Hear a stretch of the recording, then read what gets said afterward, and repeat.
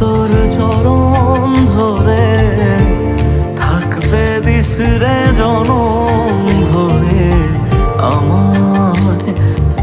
মাগো তোর এই পাগল